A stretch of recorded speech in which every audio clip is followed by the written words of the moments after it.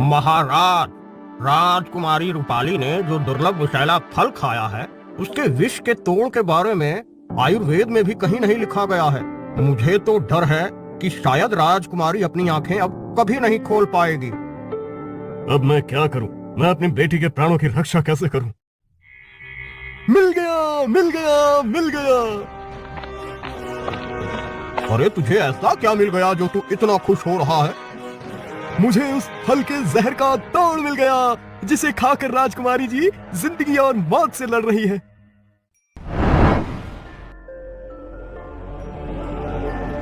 ये सुनहरा अमरूद ही राजकुमारी जी को नई जिंदगी दे सकता है, लेकिन ये कहाँ मिलेगा इसकी कोई जानकारी नहीं है। अगर सुनहरा अमरूद मेरी बेटी को नया जीवन दे सकता है तो मैं उसे ढूंढने के लिए आकाश पाताल एक कर दूंगा। महाराज, आपको जो भी करना है शीघ्र कीजिए, क्योंकि जिस गति से राजकुमारी जी पर उस जहरीले फल का जहर असर कर रहा है, उस हिसाब से उनके पास केवल 15 दिनों का समय और बचा है।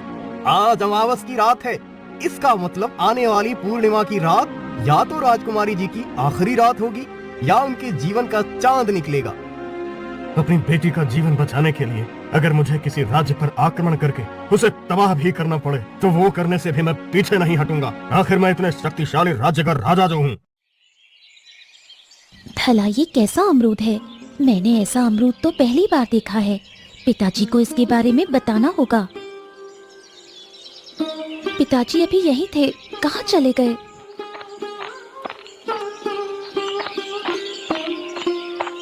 पिताजी, आप यहाँ हैं? मैं कब से आपको ढूंढ रही हूँ। क्या हुआ पुत्री? मुझे ढूंढने की कोई खास वजह है क्या? पिताजी, ये देखिए, मेरे अमरूद के पेड़ पर सिर्फ एक ही अमरूद उगा है, वो भी सुनहरा। भला ऐसा कैसे हो सकता है? मैं जानता हूँ कि ऐसा कैसे हुआ है। इसका मतलब है कि हमारे दादा परदादा जो कहा करते थे वो बात सत्य थी। कौन सी बात महाराज? वो कहा करते थे कि हमारे राज्य में जमीन के अंदर एक सुनहरे पानी की नदी बहती है, जिसका पानी अमृत के समान है, लेकिन उस तक इंसान नहीं पहुंच सकता। सिर्फ पेड़ पौधों की जड़ें ही उस तक पहुंच सकती हैं, और जिस भी पेड़ की जड़ें सुनहरे पानी तक पहुंच जाती है उसके फल सुनहरे होते हैं। आज तक हम उनकी बातों को सिर्फ किस्से कहानियां ही मानते थे, लेकिन ये सुनहरा फल देखकर हमें यकीन हो गया कि उनकी बातें सच थी। तब तो फिर अवश्य सुनहरे अमरूद की कुछ खासियत भी होगी। हाँ बिल्कुल, ये सुनहरा अमरूद किसी भी बीमारी को ठीक कर सकता है और हर तरह के जहर को काटने में सक्षम है। लेकिन पुत्री, तुम राजमहल वापस जाओ, मैं मंत्री जी से उद्यान के बारे में कुछ बात करके आता हूँ। सुनहरे अमरूद को सिर्फ वही खा सकता है जो इसे पहली बार देखता है। अगर इसे उसके अलावा कोई और खाता है तो इसे पहली बार देखने वाले की आधी उम्र उसके पास चली जाती है। ये तो बहुत बड़ी समस्या हो गई महाराज। हमारे सामने इससे भी बड़ी समस्या खड़ी हो गई है। कौन सी समस्या महाराज? नव्या ने सबसे पहले सुनहरे अमरूद को देखा है, तो अगर पकने से पहले सुनहरे अमरूद को तोड़ा गया या पेड़ को काटा गया तो उसी वक्त नव्या की मौत हो जाएगी। लेकिन मेरी समझ में ये नहीं आ रहा है कि पता कैसे चलेगा कि सुनहरा अमरूद पक चुका है या नहीं। आज अमावस्या है ना मंत्री जी? जी महाराज। तो फिर ये सुनहरा अमरूद आज से ठीक 15 दिन बाद, जब पूर्णिमा का चांद आसमान में ठीक अमरूद के पेड़ के ऊपर आएगा, तब सुनहरा अमरूद पूरी तरह पक जाएगा। उसके बाद यदि इसे नव्या खाएगी तो उसकी आयु बढ़ जाएगी, और यदि उसे किसी भी तरह की बीमारी होगी तो वो ठीक भी हो जाएगी। परंतु यदि नव्या के अलावा किसी और ने सुनहरा अमरूद खाया तो 15 दिन बाद जो होगा वो होगा, लेकिन अभी इस सुनहरे अमरूद की रक्षा करनी होगी। मंत्री जी, सेनापति से कहकर दिन रात इस अमरूद की सुरक्षा करने का बंदोबस्त कीजिए। जो आपकी आज्ञा महाराज। तुम बहुत शीघ्र ठीक हो जाओगी। मैंने सैनिकों को सुनहरे अमरूद की तलाश में इस राज्य में ही नहीं बल्कि दूसरे राज्यों में भी भेज दिया है।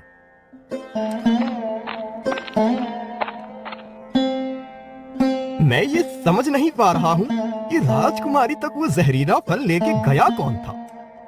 वही तो मैं सोच रही हूँ मंत्री जी, आखिर वो कौन है जो रूपाली को मारना चाहता है?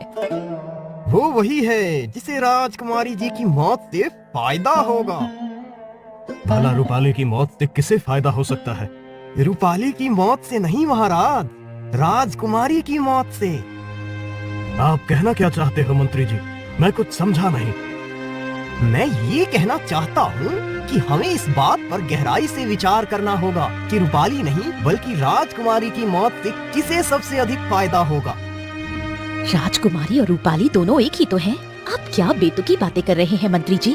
मेरी तो कुछ समझ में नहीं आ रहा। और भला राजकुमारी की मौत से किसी का क्या फायदा होगा? महारानी, अगर आपकी पुत्री रूपाली इस राज्य की राजकुमारी है, इसका मतलब वो इस राज्य की उत्तराधिकारी भी है। परंतु यदि किसी कारणवश वो इस राज्य की उत्तराधिकारी ना रहे, तो फिर महाराज के बाद इस राज्य का उत्तराधिकारी कौन बनेगा? जिस किसी ने भी राजकुमारी को जहरीला फल खिलाकर मारने की कोशिश की है, वो आपकी पुत्री रूपाली को नहीं बल्कि राजकुमारी को मारना चाहता है, ताकि कोई भी इस राज्य का उत्तराधिकारी ना रहे और वो इस बात का फायदा उठा सके। अब मैं आपकी बात अच्छी तरह समझ गया मंत्री जी। तब तो अब हमें शीघ्र से शीघ्र उस व्यक्ति का पता लगाना होगा, लेकिन कैसे? आप चिंता ना करिए, मैं उस राजद्रोही को पकड़ने का कोई न कोई उपाय ढूंढ लूंगा। चोर चोर चोर! मेरे होते हुए तू महाराज का अमरूद नहीं चुरा सकता। यहाँ कोई चोर नहीं है, मैं हूँ। तू यहाँ अमरूद की रखवाली करने आया है या फिर सोने आया है? अगर महाराज को पता चला कि तू सो रहा था तो फिर तेरी खैर नहीं। ना जाने इस अमरूद में ऐसा क्या है जो महाराज ने इसकी सुरक्षा के इतने कड़े इंतजाम करवाए हैं। इस अमरूद पर इस राज्य का भविष्य टिका हुआ है, तो अब तुम स्वयं सोच लो कि ये कितना खास होगा। तुम्हें इस बात का ध्यान रखना है कि कोई भी इस अमरूद को तोड़ ना सके। जो आपकी आज्ञा मंत्री जी।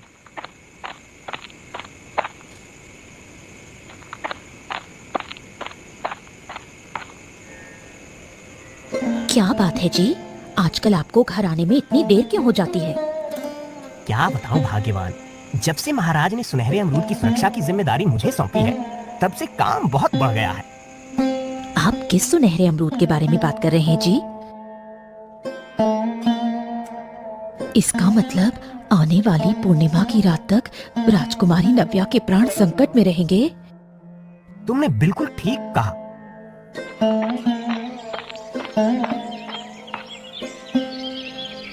बहुत दिनों बाद दिखाई दी है।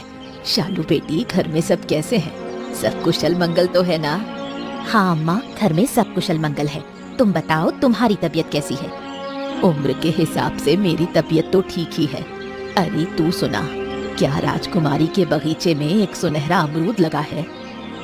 अम्मा, मैंने सब सुना है। मैं तो ये भी जानती हूँ कि उस सुनहरे अमरूद से क्या होगा। कौन हो सकता है वो जिसे राजकुमारी रूपाली की मौत से फायदा होगा? कहीं वो महामंत्री प्रकाश तो नहीं? मुझे लगता है रूपाली को जहरीला फल देने वाला कोई और नहीं बल्कि मेरा छोटा भाई प्रताप है, क्योंकि एक वही है जिसे उसकी मौत से सबसे ज्यादा फायदा होगा। राजकुमारी को जहरीला फल देने वाला कौन है? क्योंकि उसका मकसद राजकुमारी को सिर्फ मारना नहीं बल्कि कुछ और भी है। बस अब 10 दिन और बाकी हैं। इसका मतलब मैंने जो सुना वो सब सच था।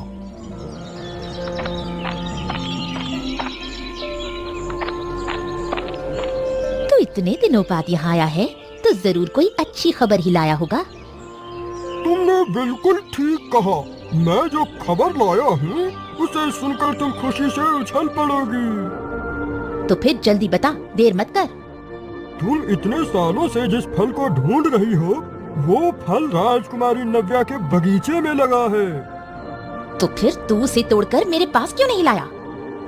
मैं उस फल को तोड़कर तुम्हारे पास लाने वाला था, लेकिन उस फल की सुरक्षा में राजा ने बहुत सारे सैनिक और कुत्ते तैनात कर रखे हैं। इसका मतलब राजा भी उस फल की खासियत को जानता है। तू बस मुझे वहाँ तक ले चल, मैं खुद ही उस फल को तोड़ लूंगी।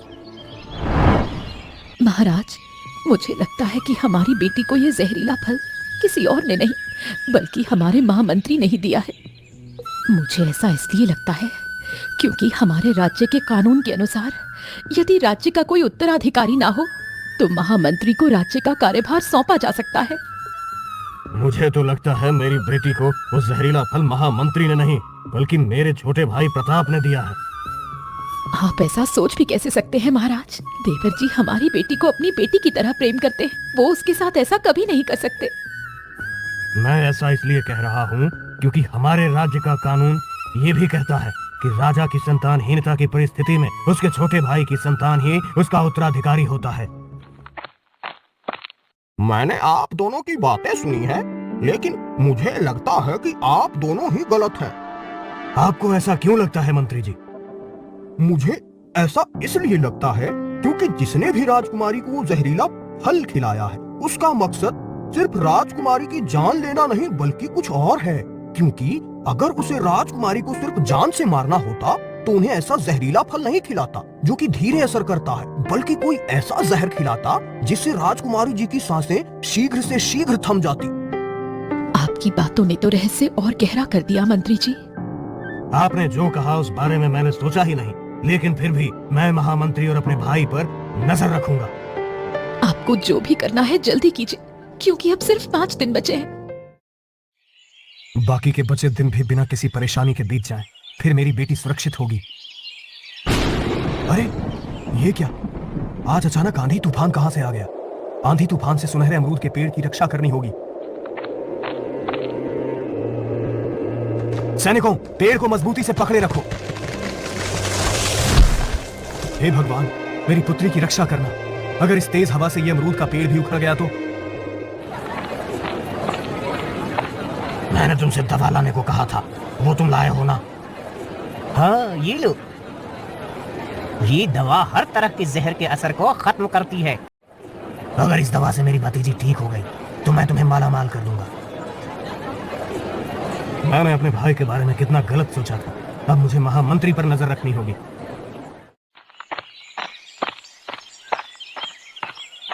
महाराज, अब सिर्फ 3 दिन और बचे हैं, लेकिन अब तक न सुनहरे अमरूद की कोई जानकारी मिली है न कुछ पता।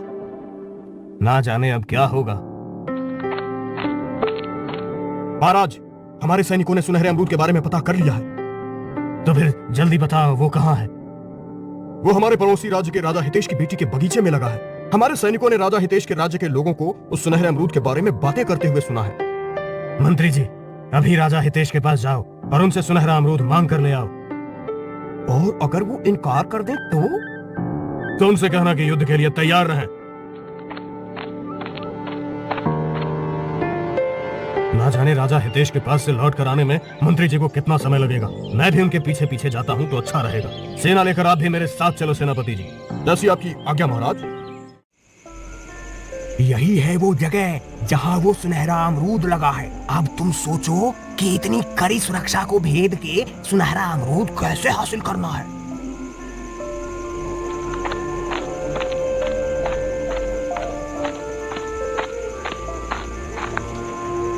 हम दोनों। तूने मुझसे कहा था ना कि सुनहरा अमरूद कैसे हासिल करना है वो मैं सोचूं। हाँ, मैंने कहा था। वो मैंने सोच लिया है। कैसे? ऐसे। मुझे तो ये पता ही नहीं था कि तुम रूप भी बदल सकती हो। तुझे क्या लगता था मैं कोई मामूली डायन हूँ? मैंने अपनी इसी शक्ति का इस्तेमाल करके राजा धवल का भी रूप बनाया था। मैं इससे भी बहुत ज्यादा कर सकती थी, लेकिन समय के साथ मेरी शक्तियाँ कमजोर हो रही हैं, जिन्हें वापस पाने के लिए मुझे सुनहरे अमरूद की जरूरत है। मुझे क्या करना है? तुम्हारे पास कोई भी शक्ति हो, मुझे तो बस तुम्हारे दिए हुए सोने से मतलब है। तू यहीं रुक, मैं अभी आती हूँ।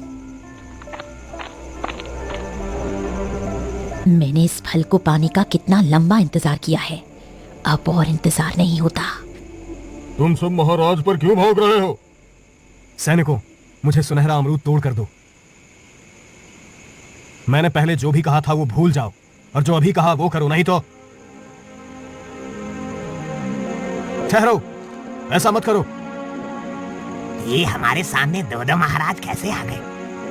नहीं नहीं, मैं असली हूं। तुम मेरी बात मानो और वो फल तोड़कर मुझे दो। कौन असली है कौन नकली, इसका फैसला भी करता हूँ। ये कुत्ते महाराज की सुगंध पहचानते हैं।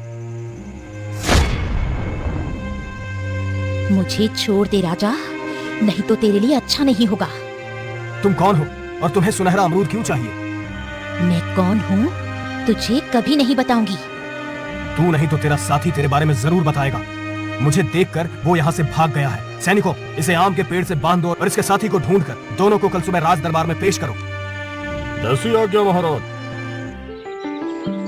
महाराज, आपको पता कैसे चला कि नव्या के उद्यान में कोई घुसा है? मैं रात में राजमहल की छत में खड़ा उद्यान की तरफ देख रहा था, तभी मुझे वहां कुछ हलचल होती दिखाई दी। मैं उसी के बारे में पता करने वहां गया तो मुझे तभी उन दोनों के बारे में पता चला। आप कौन हैं और कहां से आए हैं? मैं राजा धवल का मंत्री काशी हूँ और यहाँ उनका संदेश वाहक बनकर आया हूँ। कहो, राजा धवल का क्या संदेश लाए हो? उन्होंने कहा है कि आपकी बेटी के उद्यान में जो सुनहरा अमरूद लगा है वो तोड़कर चुपचाप आप मुझे दे दें, वरना युद्ध के लिए तैयार रहें। मैं राजा धवल की धमकी से डरने वाला नहीं हूं। मैं वो सुनहरा अमरूद किसी भी कीमत पर तुम्हें नहीं दूंगा। महाराज, हमने इन दोनों को पकड़ लिया है। अब बताओ तुम कौन हो, नहीं तो तुम दोनों को देशद्रोह के इल्जाम में आजीवन कारावास की सजा दूंगा।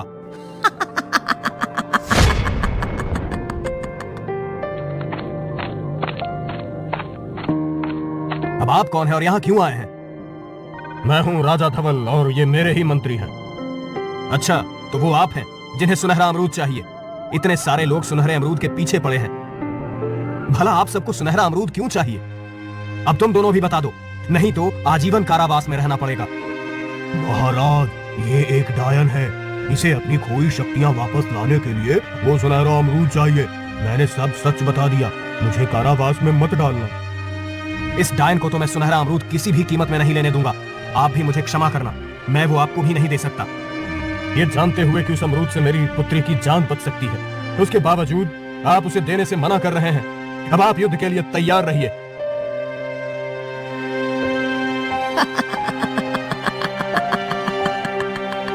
बस आज की रात और कल जैसे ही वो लड़की मरेगी, मुझे मेरी आधी शक्तियां मिल जाएंगी।